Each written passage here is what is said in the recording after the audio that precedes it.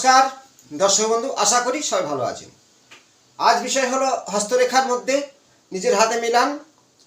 ছোট্ট ছোট্ট রাজ্য অনেকের হাতে থাকে, সেই সম্পর্কে কিছু তথ্য এবং মহারাজ্য নিজের হাতে থাকলে আমরা জীবনে একদিন রাজ্য মানে বর্তমানে রাজনীতির নেতা হয়, কেউ বড় বিজনেস করে সে রাজার মতো চলে, কেউ বড় চাকরিও করতে পারে।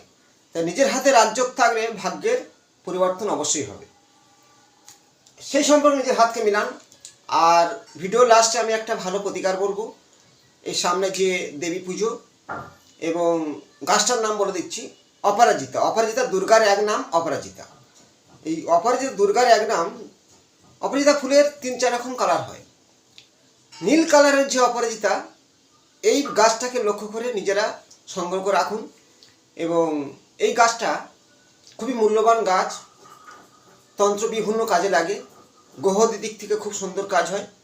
এবং যেদিনকে ষষ্ঠী শুরু হবে, এই ষষ্ঠীর দিন গাছের গোড়ায় জল এবং ধূপ জ্বেলে আসবেন।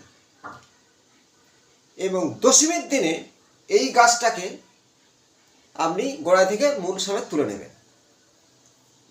কিন্তু এই গাছটায় জল দেওয়ার আগে মনের কামনা জানাবেন, জল দেবেন, দিতে দিতে ষষ্ঠী থেকে শুরু করবেন, দশমীর দিনে গাছটা তুলবেন। সেই গাছটা কী কাজে লাগে ভিডিও লাস্টে জানাবো। প্রত্যেকের কাছে শেয়ার করবেন, লাইক করবেন এবং নিজের হাতে রাজ্য আছে কি না সে সম্পর্কে জেনে নিন। এই যে বৃহস্পতির ক্ষেত্র থেকে আয়ুরেখা মণিবন্ধন পর্যন্ত আসলে একে বলা হয় সুবলিষ্ঠ আয়ুরেখা এবং দীর্ঘায়ু বলা হয়। মস্তিষ্ক রেখা আয়ুরেখা থেকে শুরু হয়ে মঙ্গলের ক্ষেত্র পর্যন্ত আসলে একে বলা হয় সুমস্তিষ্কর ব্যক্তি বা খুব শিক্ষা অর্জন করতে পারে, যথেষ্ট বুদ্ধিমান, এই ধরনের মস্তিষ্ক রেখা।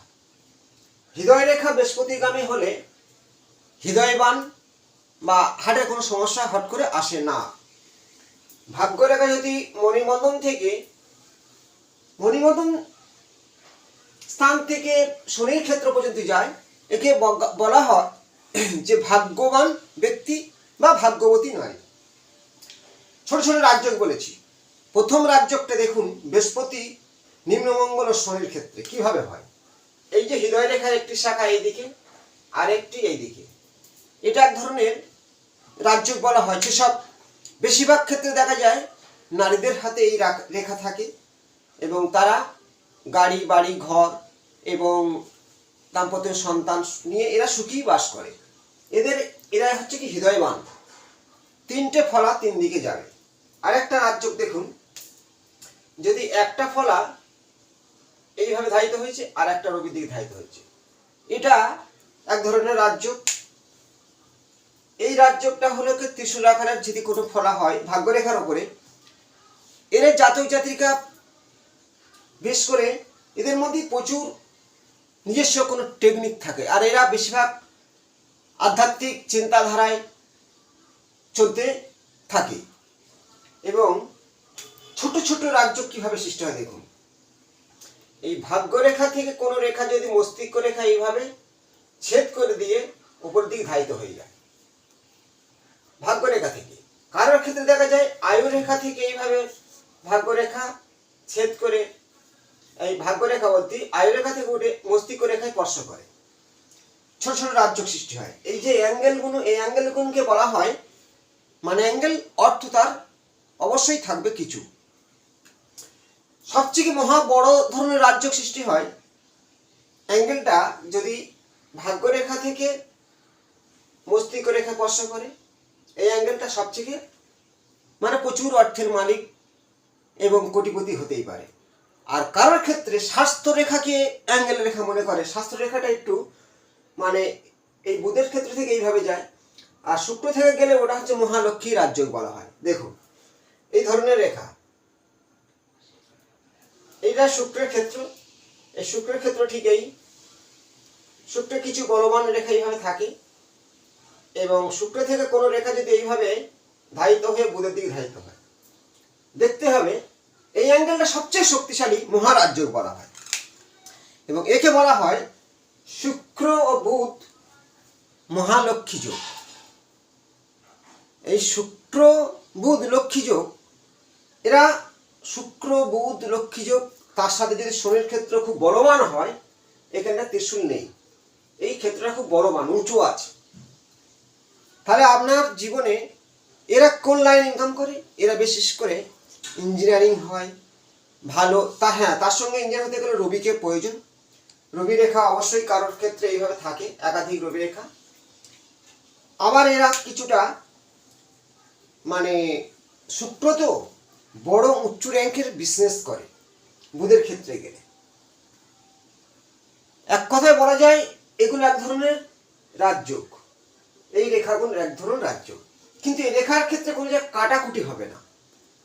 যদি রাজযোগ ভঙ্গ বলা হয়, রাজভঙ্গ যোগ মানে নিজভঙ্গ রাজযোগ হয়, সেটা হরস্কোপের মধ্যে দ্বাদশপতি অষ্টমে, অষ্টমপতি দ্বাদশে, ষষ্ঠপতি অষ্টমে মানে নিজভঙ্গ রাজযোগ বলা হয়।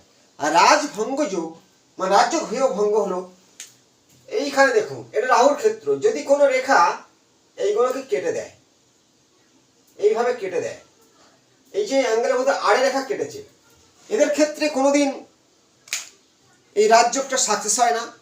নিজেরা মিলান এই অ্যাঙ্গেলের মধ্যে কোনো ছোট রেখা কেটে দিয়েছে, এই রাজযোগগুলো শক্তিশালী নয়, অর্থ নেই, কিছুতেই চেষ্টা করছে, টাকা জমছে না। অনেকে হাতে বলে আমার অ্যাঙ্গেল আছে, টাকা নেই। অ্যাঙ্গেল অনেক রকমের হয়, রাজযোগ অনেক রকমের হয়। তেমনি আরভাবে কোনো রেখা যদি সূক্ষ্মভাবে কাটে এইভাবে, তাদের রাজযোগ থেকেও সেটা রাজভঙ্গ হয়ে যায়। আর নিজভঙ্গ রাজযোগ যেমন বললাম অষ্টমপতি দ্বাদশে, দ্বাদশপতি ষষ্ঠে, ষষ্ঠপতি অষ্টমে, একে নিজভঙ্গ রাজযোগ বলা হয়। হস্তরেখার মধ্যে কী করে জানবে? প্রথম দেখতে হবে যে আপনার এই যে এই ক্ষেত্রগুলো দেখুন, বৃহস্পতির তর্জনীর ক্ষেত্র, এবং এটা ক্ষেত্র বলা হয়, এটা পর্ব, এবং প্রথম দ্বিতীয় তৃতীয় এই তিনটে পর্ব আছে প্রত্যেক ফিঙ্গারের মধ্যে। এই ক্ষেত্র, এ একটা ক্ষেত্র, এ একটা পর্ব। এই পর্বগুলোকে লক্ষ্য করবেন, মানে নিজভঙ্গ রাজযোগ যেটা আমরা হরস্কোপে দেখে বলি যে অষ্টমপতি দ্বাদশে বসেছে, দ্বাদশপতি ষষ্ঠে আর ষষ্ঠপতি অষ্টমে, নিজভঙ্গ রাজযোগ বলা হয়। তাদের জীবনে একবার মানে উন্নতি করবে, আবার অবনতি হবে, আবার অবনতি থেকে আবার উন্নতি হবে, এদেরকে বলা হয় মানে জোয়ার ভাটার জীবন। তেমন হাতে যাই কোনো রেখা থাক, এই যে স্থানটা দেখবেন, যদি কোনো রকম এইভাবে কিছু কিছু খাড়া রেখা আছে, আবার কিছু রেখা এইভাবে ছেদ করে দিয়েছে, রেখা আছে ছেদ করে দিয়েছে, কিছু খাড়া রেখা আছে, আবার কোনো রেখা ছেদ করেছে, কিছু খাড়া রেখা আছে, আবার কোনো রেখা ছেদ করেছে, এদেরকে বলা হয় উত্থান পতনের জীবন, নিজভঙ্গ রাজযোগ হয়ে থাকে। তাদের ক্ষেত্রে কখনো ভালো কখনো মন্দ চলবেই। এবার আমি যে টোটকাটা বলেছিলাম, টোটকা ঠিক নয়, এটা একটা গোপন তন্ত্রক্রিয়া। দেখো লাল কেতাবে কয়েক হাজার হাজার টোটকা আছে, সব যে টোটকা কাজ করবে তা নয়, এটা তন্ত্রক্রিয়ার মধ্যে পড়ে। অপরাজিতা মানে কি? যে কোনোদিন পরাজিত হয়নি। মা দুর্গার একটা নাম অপরাজিতা, তাই নীলকণ্ঠকে অপরাজিতা বলা হয়, যেটাকে অপরাজিতা, নীল অপরাজিতা ফুল। ওই গাছের মূল ষষ্ঠী থেকে জল দেবেন, দশমীর দিনে মনটা তুলবেন, নিজের মনের কামনা জেনে কি চান। আপনার জীবনে যত রকমের বাধা বিঘ্ন সব কেটে যাবে, দুঃখ কষ্ট কেটে যাবে। দুর্গা দুর্গতি নাশিনী, তিনি আপনার মনের ইচ্ছা পূরণ করবে। এই যে গাছের মূল সবসময় কাজ করে না, এক একটা যোগ তিথি আসে। আপনার শনির সাড়ে, শনির ঢাইয়া, মঙ্গল দোষ, কালসর্প, দারিদ্র যোগ, কমন্দন দোষ, মানসিক কষ্ট সব কিছু দূর হয়ে যাবে। ওই গাছটাকে নিষ্ঠা মনে নিজের মনের কামনা জানিয়ে তুলবেন, এবং সেই গাছের মূল রূপোর মাদুলিতে ভরে গঙ্গা জল দিয়ে ধুইবেন, ধূপবাতি দিয়ে দেখাবেন, মা দুর্গা স্মরণ করে দশমীর দিনে রূপোর মাদুলিতে ভরেন। নারীদের ক্ষেত্রে বাম হাতে, পুরুষদের ক্ষেত্রে ডান হাতে ধারণ করুন। আমি বলছি এই তন্ত্রক্রিয়া অনেকে গোপন তন্ত্র বলা হয়, কাউকে জানায় না। আমি জানাচ্ছি নিজের বাড়িতে বসে ক্রিয়াগুলো করুন, ভালো থাকবেন, করে দেখুন। এবং আমি বিভিন্ন তত্ত্ব আমার সঙ্গে তুলে দেবো। প্রত্যেকে শেয়ার করুন, একটা লাইক করে দিন। আবার আমি আসবো, ভালো থাকবেন, নমস্কার।